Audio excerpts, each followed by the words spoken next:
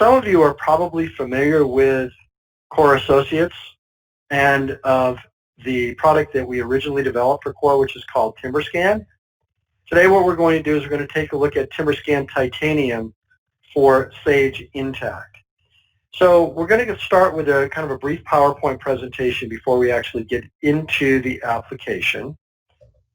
The idea behind the Titanium suite is to design a complete purchase-to-pay solution where we never touch the paper. That's Core's goal. That's TimberScan's goal. We want to provide the experience where we can take an invoice or any other document from its initial inception through any type of a routing and approval process and hopefully never touch the paper along the way. So within TimberScan Titanium, we can acquire invoices. There are a number of different tools that we can use to acquire the invoice. We'll talk about that. And we can also OCR the invoices. So rather than having to key in all of the information associated with the invoice, we can eliminate a lot of the coding by retrieving information directly from the image or other tools as well. As far as routing and approval, we have a number of different ways in which an invoice can be routed to an approver or approvers, and then the concept is to be able to use TimberScan Titanium on your phone, on an iPad, regardless of what type of device you're working with, to be able to actually go through the process of approving the invoice. So the idea is one system, one platform, one data entry point seamlessly integrated with Sage Intacct. And again, where we're starting here is at the automated workflow automation of AP invoices and associated documents using rules-based routing. This product was designed exclusively for Sage Intacct, so the AP entry screen will replicate the experience that would take place within Sage Intacct. The distribution grid works the exact same way. And we've also created the opportunity for documents, invoices, supporting documents, all the way to the check to be attached in the within Sage Intacct. And I'll show you an example of how we can go through the process of retrieving and seeing those documents. So finally, what we want to do is just talk about the workflow. And then what I'm going to do is go into the application, and I'm going to walk through these various steps within TimberScan Titanium. So everything will start at the point where an invoice arrives at your door, and regardless of how you receive the invoice initially, to get it into TimberScan, we'll use a number of different tools, which we'll talk about. But once it has been acquired, it will then be assigned to data entry. So a lot of times when we're talking with someone who is new to the workflow experience associated with TimberScan or TimberScan Titanium, the thought is, well, how do we get the invoices off to the approvers? That's going to happen once we go through the initial data entry. What's nice about the data entry in Titanium, as I mentioned earlier, is that it replicates the experience of entering an invoice in Sage Intacct, but with a number of other tools and other features, including the OCR technology and the ability to partially code an invoice. So I might know the project, but I might not know the task, for example. And I can take the invoice at whatever level I need to, and I can route the invoice off to the approvers. There are a number of different ways in which the workflow can be set up in order to establish that routing process. It can go off to multiple approvers. You can set up things like thresholds, for example. Ultimately, once the invoices get approved, they will then update Sage Intacct. And within Sage Intacct, as I mentioned, you'll be able to see the invoice, any of the supporting documents, and all the way down to the check, because we're able to also attach the check to the invoice if need be. So with this as kind of our backdrop, what I'm going to do is exit out of the PowerPoint. We'll go into the application, and we're just going to walk through these various steps. Now, I'd also mentioned that I'm talking about AP invoices because typically with many of our clients, that's the area where the client wants to start. They want to be able to start at that point where they can get the AP routing and approval process under control. But this same workflow scenario can be designed for any type of document that you want. So for example, if you wanted to store and manage purchase orders, receiving tickets, whatever it might be, you can store them in the application. You can use them as supporting documents, and I'll show you an example of that. Or you can also just use them for other purposes, like, for example, if I needed to take a contract and route that contract to various people and let them review and approve it, I can use that workflow just as if I were doing something with an AP invoice. Okay, so I've already logged into the application. I've already logged into Intacct as well. We're going to start here in Titanium, and we're going to kind of work our way through the process from here. So from a navigation perspective, the way that Titanium is designed is it is a browser-based system, as you can see. So I've logged in through my web browser, and I'm able to select from the side panel whatever application I choose. So if I wanted to go into data entry, for example, I choose data entry, and then it brings up the various functions that are associated with that application. Same thing applies to everything associated with the side panel here. If I just want to go back to home, just click on the wheel, and it takes me back to where we started at the beginning. It also clears up the main body of the window so that when I'm starting to open up parts of the application, those items will then populate into the main body. So let's go ahead and get started. We'll start at the point where an invoice arrives at your door, and regardless of how you would receive that invoice initially, to get it into Titanium, what you would do is choose the acquire function. And then we'll go out and we'll start to acquire some documents. Now, there are a couple of fields that have to be selected first in order for us to be able to acquire any type of a document. The first is what's called the data entry group. So if you think back to the PowerPoint slide, what we're going to do is we're going to take an invoice, let's just take invoice as our example, and we're going to assign it to data entry. And then someone in data entry is going to start entering that invoice before it gets routed off to an approver. Now, the data entry group could be quite diverse. It could be more than one person. It could be a group of people. So as you start to establish individual licensed users, you will set them up in a way where they could either be accessing the data entry individually, or they could be set up as part of a group. So I'm just going to go in here. I'm going to select my data entry group. And then the second thing I need to do is determine what type of document I'm acquiring. So in this case, we'll say invoices. And then we'll look at some examples of how we go about doing this. So one thing I could do is, let me clear some of these screens behind me here, is I can just drag and drop a document. So if I were, sitting here at my desktop and, maybe I had something that was emailed to me, or, it was sitting in a file, I can just go ahead and drag, and I'm going to drag and drop this 2-page document that you see here, and then we'll just go ahead and open it up. So in this case, what I've done is I've acquired an invoice, and at the top here, I have all of my controls and annotation tools. So if I want to just make the document larger or smaller, I can do so. If I want to open up the thumbnail, I can then toggle so that I can see both pages in the thumbnail, or I can just scroll up and down if I need to. Now in this case, this is a situation where SCS sent me 2 invoices in one PDF. So they sent me invoice 393, and if I go to the second page, they sent invoice 394. Now typically when we're going to go through the process of acquiring invoices, the system is going to recognize each PDF as a separate invoice, and it will split it for me automatically. But in this case, because I have 2 invoices in one PDF, I have to split it myself. So it's very simple. You just right-click. You can say, I want to split here, and now I've just separated those 2 documents.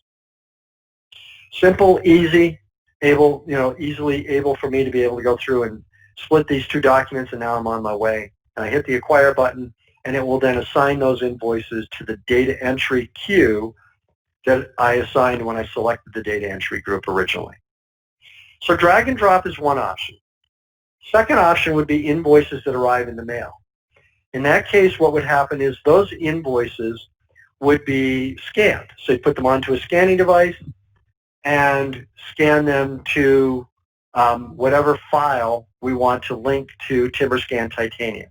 So again, I'm going to start here by choosing my data entry group, and I'll choose invoices again. And then what I'm going to do is I've scanned those invoices to my file, and I'll just go out, I'll open the file, and here they are. So if I were to go in here and select this whole stack, I can grab them all at one time, open them up, and then when I continue, it starts opening them up into the viewer. And again, I can do the same thing. So I'm able to view them. If I needed to make any notes, annotations, or what have you on any of the documents beforehand, if I needed to eliminate a document because maybe it's something that I acquired and I decided I don't want to acquire it now for some reason, I can just go ahead and eliminate that document. So a number of different things that I can do here. So scanning is option number 2. Third option, email. So TimberScan Titanium has an email monitoring tool associated with it. And what happens is that it's monitoring a designated AP email address, or any email address for that matter. So then what happens is that, you know, in many cases, many clients that they have a specific AP email address where they've asked vendors and subs to email invoices to. So what would happen is that Titanium will monitor that email address, and then it just takes the invoice image from the email and it drops it into a selected file. So we're going to start here again, go in, we'll select our data entry group, we'll select the invoice, and again, now what I would be doing is I'd be perusing out to, for example, my email file, and again, same concept. We just go ahead and grab a whole stack of invoices, and we just open them up and acquire them all at the same time. So what's the advantage of doing this? Well, what this does is this allows for me to not have to constantly go through the process of monitoring myself an email address and then take each individual attachment that comes into that email and drag and drop it to this screen. In this case, what I can do is just let the system go through, monitor the email itself, and then it just drops it into a file, and I just pull it from a file. So once we've done this and we've gone through and we've acquired the invoices, they're then going to reside in the AP invoice entry queue, which is where I'm going to go here in a couple moments. But I wanted to talk about another tool that is also available within Titanium. So we just talked about email monitoring. What we also have available is something called Auto Acquire. What this does, and let me go in and show this first, and then I'll explain basically how it kind of pulls everything together. So in Auto Acquire, if I go in here and choose this one, I've already set one up. Basically what I can do is I could say, okay, let me go out and acquire invoices from certain email addresses, or I can just say use a wildcard like I've done here, and that basically is saying that regardless of what email comes into ap@core-asssoc.com, I'm going to retrieve that particular invoice or that document from that email. So again, I could be specific about certain email addresses that I want to be able to retrieve the invoice from, or I can just use a wildcard and let any invoice or any email that comes in to this particular address just drop those particular invoices into this particular area. Now, what I'm also doing here is I'm auto-assigning this to the data entry group to where it needs to go. And if we have a scenario like we had with SCS, where they sent me 2 invoices in one PDF, what I can do is I can use some sort of an indicator that allows me to separate the invoices. So this way I wouldn't get a situation where I would acquire 2 invoices from a vendor and it didn't split them. So I could do something like this. I could say, you know, using text, invoice one of, for example. And whenever it sees that particular text on the invoice, it knows that there have to be more than one invoice, so it's just going to go ahead and split it at that point. Finally, what I can also do is I can take the invoices and I can process them through the OCR tool. which we're going to talk about in a few moments.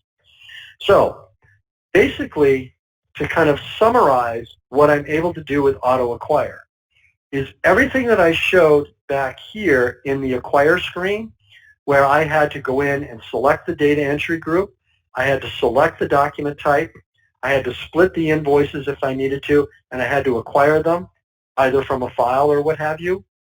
Basically, the auto acquire function does all of that for you automatically. So any invoice that comes in, it will automatically acquire it. No one has to go through this process, and the invoices will be automatically residing in AP invoice entry. So we've eliminated basically all of the steps that I just talked about here by using auto acquire. All right, so we've gone through the acquire process. Now let's go into AP invoice entry, and we'll talk about some of the tools that are available to me here. So I have some invoices that have been acquired already. There are different ways that I can go about selecting which invoices I wanted to process.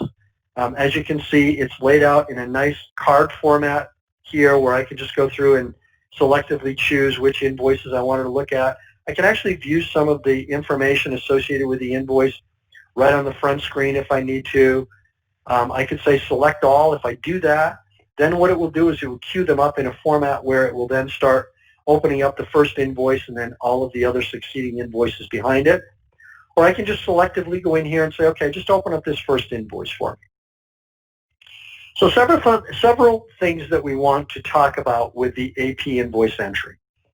As I mentioned before, first of all of these fields that you see in the data entry queue here in the grid are laid out in the exact same order that they are in Intacct. So if someone were entering an invoice here, they're processing an invoice in essence the same way that they would in Intacct, only it's designed a little bit differently in this somewhat of a what we call the grid format, so that we just make it easier for people to be able to process. But everything is laid out in the same order, and it functions the same way, and we're going to talk about that in a little bit more detail here in a second. Now, what you'll notice is here is that I have the invoice image at the top of the screen, and I have the data entry grid down at the bottom. Now, I can make this a little bit smaller if I want, just to shrink it up so I can see more of the image. But there are several things that I can do to kind of move this around if I need to. So one thing I could do is I could just go in here and I could say change mode. If I do that, what it will do is it will move this data entry grid over to the side. And if I eliminate the thumbnail view, in essence what I could do is if I want to shift this over a little bit, I could potentially have the invoice image on one side and I could have the data entry grid on the other. Another option is I can disconnect the invoice and I could move it to a second screen. So in many cases where I might have dual, if you have dual screens, for example, you just click on this little up arrow. It lets me take that invoice image, move it off to a second screen. So now I can have the invoice image in full view on one side, and here in the data entry screen, I can have the whole data entry screen here to myself. Okay, so a couple of other things. We'll talk about some of the control buttons down here at the bottom. But what you see here is I've gone through and I've actually entered a lot of the information on this particular invoice already. But basically the way it works is you're just going through, you're selecting, for example, what the location is. And you see as I'm clicking on the little eyeglass here, what it's doing is it's just going through and it's doing a search for me. It's allowing me to search, for example, if I need to search the vendor file, I'm searching the vendors. And all of these searches, all of the master files that we're searching for are coming directly from Intacct. So again, it's the experience of basically processing an invoice as if I were keying this into Intacct directly. Now I've gone to the point of entering some of the basic information on the invoice. You can see that there are some items here that have to be filled in before we can go on. So I have to put in the date, I have to put in the vendor, and the due date, and then down here at the bottom we start processing from there. So in this case, what I did was I entered the invoice up to the point where I plugged in the, let me slide over here just a little bit. I plugged in the project, but I left for example, the task and the cost type blank. So as I was saying before, one of the nice features of the way that Titanium works is that if I wanted to, from right here, I could just go ahead and save and route this particular invoice. And it will send it off to the approvers. It invokes the business rules based on what has been keyed in on the invoice so far, and it sends it off to the approvers. The idea behind this is that there may be circumstances in many cases where, from an accounts payable perspective, I don't know exactly what task, what cost type might be associated with this invoice. I need the project manager, for example, to go in and code that for me. So we allow for the project manager to code by simply leaving it blank, saving and routing, and then when it gets off into, that approver's queue, I'm saying project manager, but it could be anyone that needs to approve an invoice, they're then going to pick up that invoice and they'll finish the coding on their end.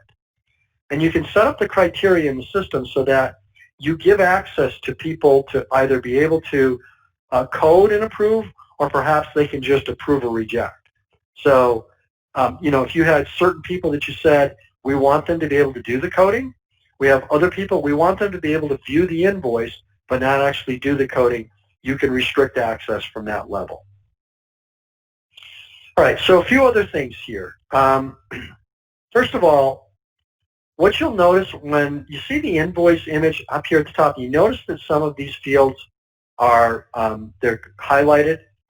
The reason they are is because we've deployed a tool that we built called Smart Extraction. And what that does is, even if I don't have what we call a capture OCR template set up for this particular vendor, the system can still recognize certain key fields that it will retrieve when you bring this invoice into the invoice entry queue.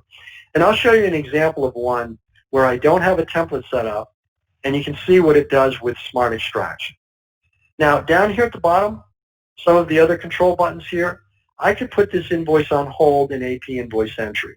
Basically what I'm saying is I've started processing, but I need to move on to, maybe I'm waiting for something else to happen. Maybe I'm waiting for a supporting document to come in before I can attach it and send it on.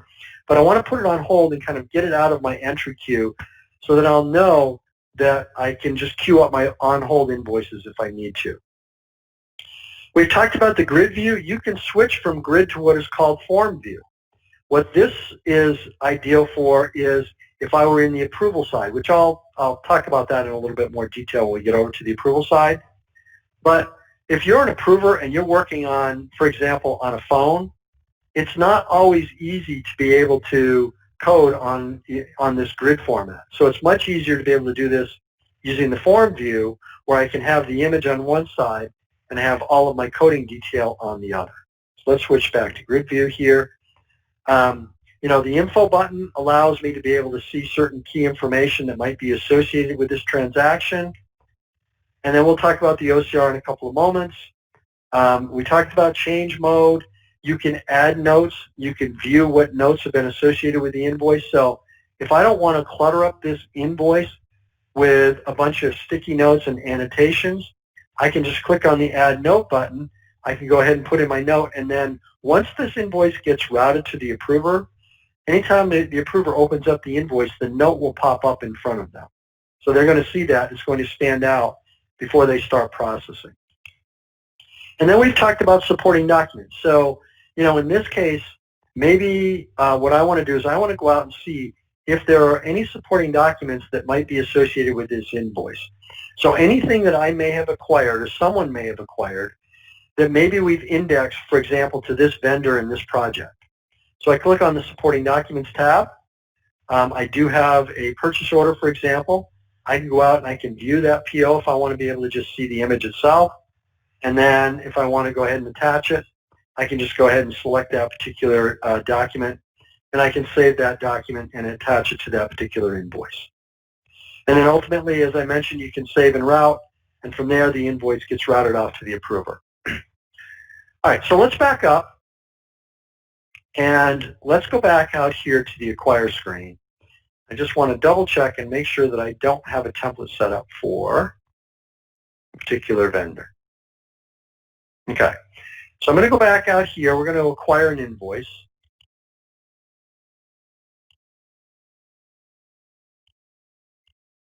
Oops. We'll say data entry, say it's an invoice. And I'm going to go out and I'm going to use Ellis because I don't have an OCR template set up for Ellis. Let's go ahead and acquire that. Okay. So once I acquire it, it's going to drop into the AP invoice entry queue here in just a couple seconds. It'll update here. All right. So it should be probably this very last invoice that I just acquired. So again, if I go into Ellis Lumber, basically what you see here is that certain information has already been extracted using that smart extraction technology.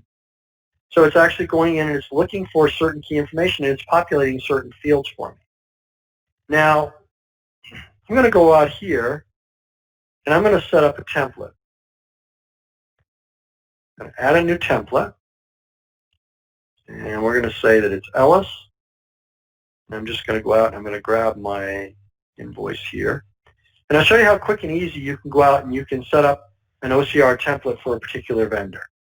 So I've grabbed their invoice. I'm just going to go ahead and save it. So the smart extraction technology took over here. And again, it started finding certain key information. And it started to extract that information for me. So I can see that certain things have already been highlighted here that it's going to retrieve for me. The invoice number, the billing date, the due date, the amount. Now, there's also the concept of what's called an anchor. The anchor is what the system uses to be able to recognize this invoice as a unique invoice for Ellis Lumber. So basically what I could do is it said, okay, I was going to use this date. Well, if I don't want to use the date, I can just move this around. So I could say, okay, just move it up here, and let's use Ellis Lumber as my anchor instead. So let's just do that, spread it out here. So now from this point forward, anytime it retrieves an invoice, it's going to be looking for this particular name, for example, instead of the address as the anchor. All right, so let's continue along here.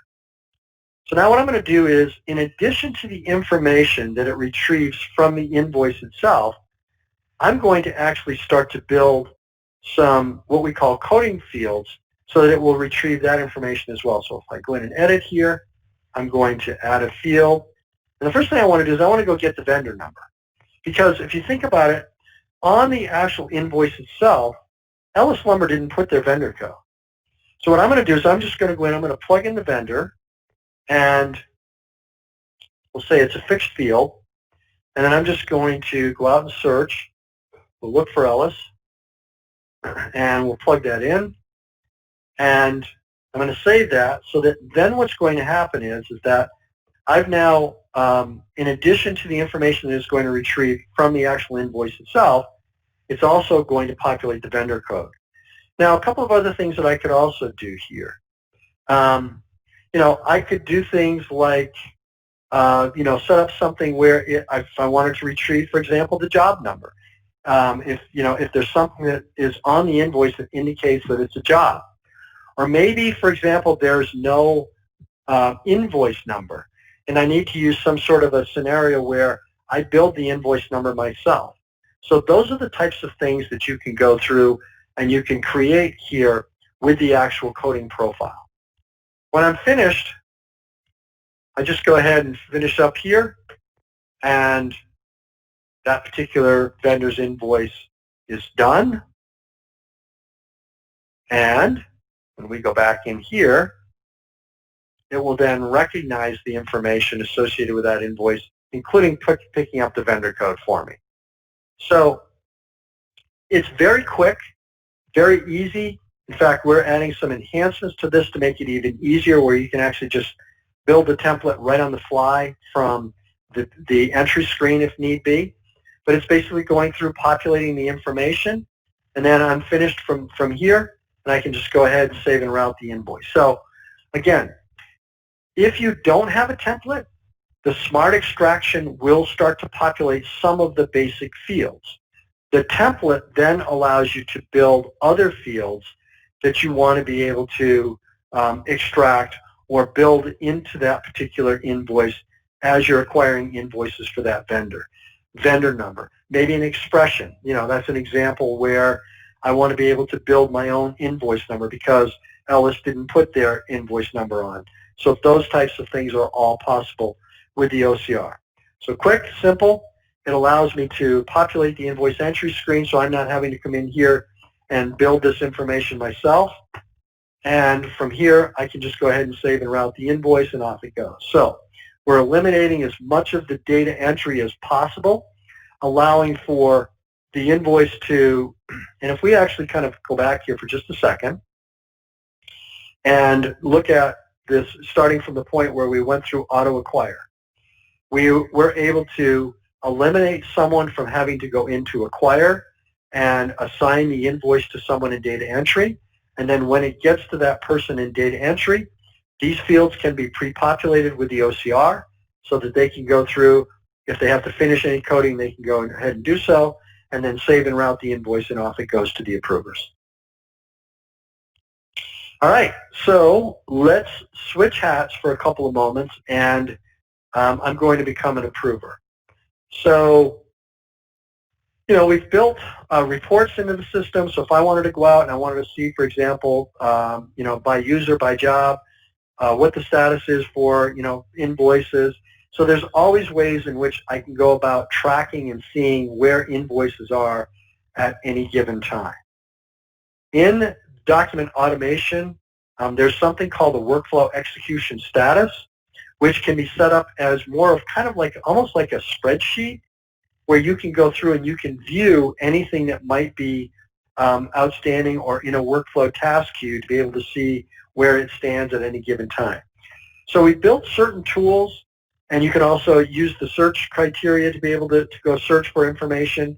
But we've built a number of tools that allow you to be able to go search and find where invoices are and attain the status to know exactly where things stand. Now here, if I go into my workflow task queue, I have 6 invoices that are waiting for me to approve. So a couple comments on this here. You notice how there are some highlighted fields here, or objects, that I can choose right off the screen from here. So again, we're looking at this. I'm now an approver. I've gone in and I'm looking at this more in this card view format again. And there's the option for right here. If I wanted to, I could just reject the invoice. So I'm looking at this. I can see some of the summary information here. Okay, I have enough information to know that this is not my invoice. I'm just going to go ahead and reject it. And when you reject, you can reject back to previous approvers. So rejecting doesn't mean that I have to necessarily just reject it and send it all the way back to where it originated. I can reject back to someone who may have been a previous approver. Now, the difference between syncing the task and approving is that approving means that this invoice has been coded to the point where when I click the approval button, it's then going to take that invoice and it's going to update Intacct, and I could potentially go into Intacct, and my financials in Intacct have been updated, and I can then look for that particular information in Intacct, and I can also look at the image. What syncing the task means is that I still have some work to do. So when I click on sync the task, it opens up the invoice, and again, I have some things that I need to do here. So obviously this invoice hasn't been fully coded at all. There's still a lot of things that need to take place.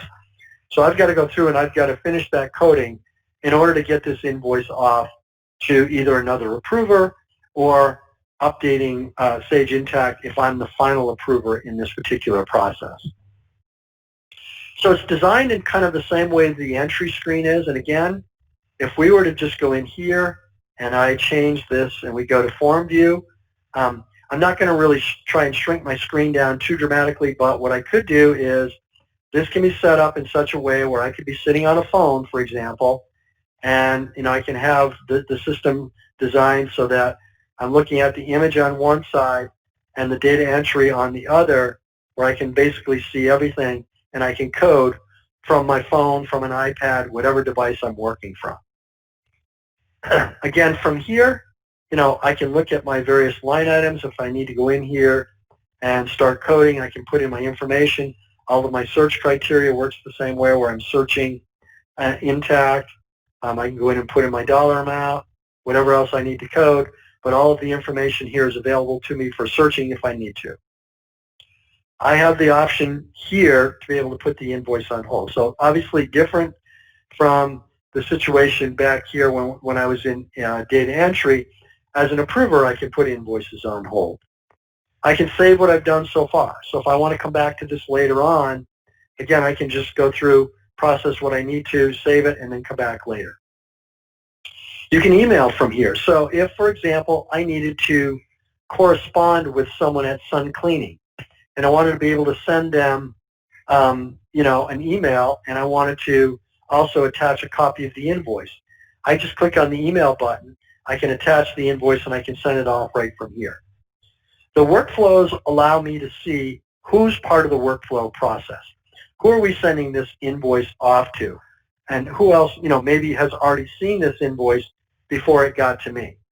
And again, I could add notes, and I can view any notes associated with this invoice. And if there were any supporting documents that I wanted to look at or attach that I potentially wanted to attach on the approval side, I could do so. Ultimately, I'm either going to reject or approve this invoice. And approving means I finished my coding, and now this invoice is going on to either another approver because maybe there's someone else in the approval chain, or that invoice has been completed and it's now sending the invoice over to Intacct. Now, just a note here, I can't send this invoice and update Intacct unless it has been fully coded. So there's some protection mechanism here that eliminates the someone from being able to just go ahead and approve an invoice and updating Intacct with only partially coded information. So it's going to force me through the approval process and through the workflow here to update Intacct with a fully coded invoice. Let's say we've done that. So let's say we've approved invoices and they've gone off to Intacct. So let's come in here. What I'm going to do is I'm going to bring up a particular record that I've selected.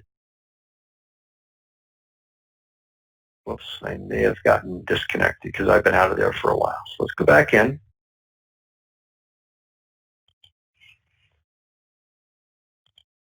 And we did have a question come through, Mike, if you have a second for that as well. Sure thing, absolutely.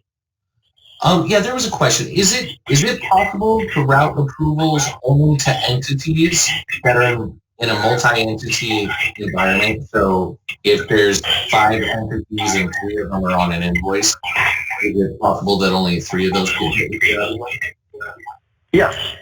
Yeah, you can set up the workflows designed to send to just certain entities and not others. Yes, absolutely. Perfect. Thank you. Okay. All right, so here in Intacct, let's say that I've processed an invoice and I want to go look at it. So I'm just going to call up this particular record here. And what we've done in Titanium is we've created this Titanium attachments tool. So in here, if I just go ahead and I select this, I can then just open up that particular invoice. So I've now taken that invoice image after it's been processed and it's been and it has updated Intacct, and I've been able to attach that invoice automatically. So there's nothing that I had to do, anything special that I had to do in order to make this work. It's just part of the application out of the box. So if we go back over here, I'm going to show another attachment here in a couple of moments. Well, let's go back. So we've gone through the approval process and we've approved invoices. So now let's say that in Intacct, we've now gone through the point where we have processed checks. So what TimberScan Titanium allows us is we have what's called an attached check feature.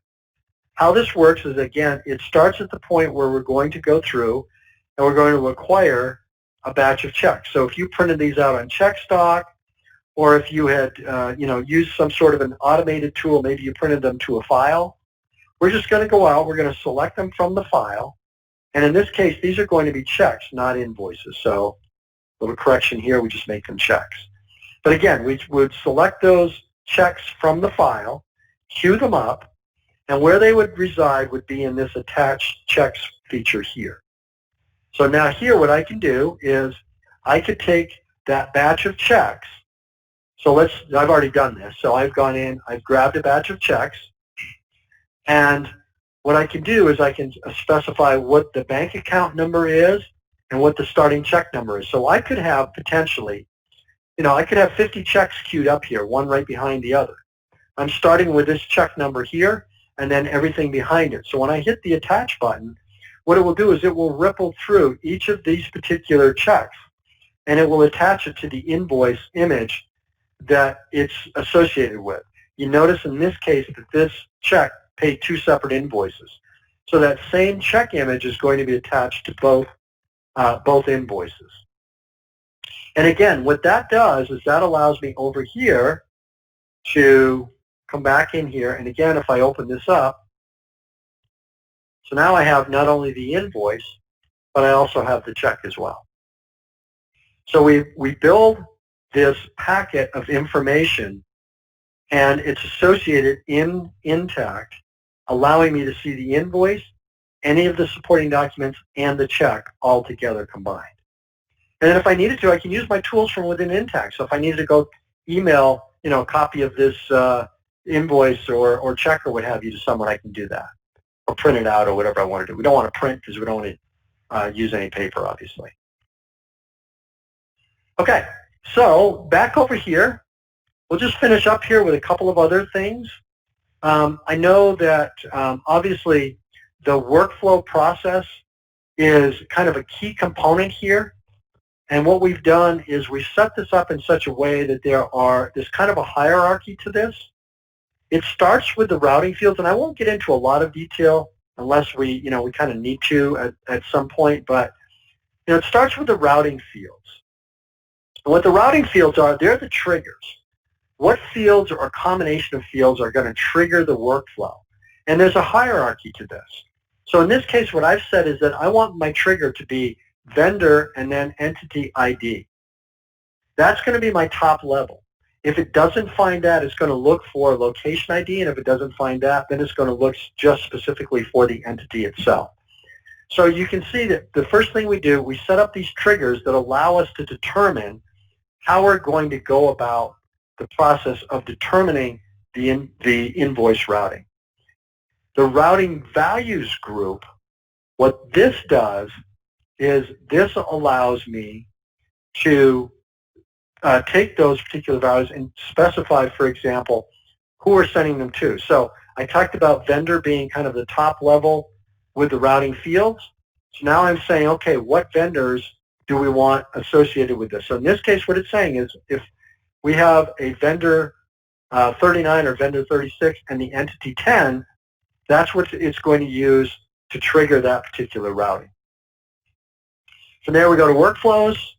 Workflows are basically just how we're going to go about routing the invoices. So is it going to be an AP invoice? Or is it going to be any other type of document? And then finally we go to what are called the routing rules. And what the routing rules do is this is where we tie the workflows and the values together and identify which rules apply to specific document types. So in here, I can then say, say for an AP bill, this is the routing value that we want to use, and it's associated with these vendors. So I don't want to get into too much of the complexity there. It is a little bit of a maze when you start to set this up. And then we kind of proceed forward from there. But it does have provides a tremendous amount of flexibility to allow for routing at various levels, including thresholds, for example. Okay, one last thing. We also have, I mentioned that we have the search utility here. So the way that the search screen works is that I could basically go out and I can select or choose and search for anything that I want. I could be specific in terms of document type, indexes, categories, whatever I want, or I can just do a conditional search. So if, for example, I wanted to do or create what's called a substantiated billing, where I need to be able to compile all the backup for that substantiated bill for a T&M or cost plus billing, I can go out here and I can say, okay, give me everything for project number, whatever it might be. In this case, I'm just going to use vendor just for sake of argument here. But, I could say, give me everything for a particular project, if I can find vendor. And then once I've done that, I just select that particular project. I can put in a date range. And what the system will do is it will compile all of the invoice images and any supporting documents associated with that search. And then I'm able to go through and take those particular invoices and use them as backup for a substantiated billing.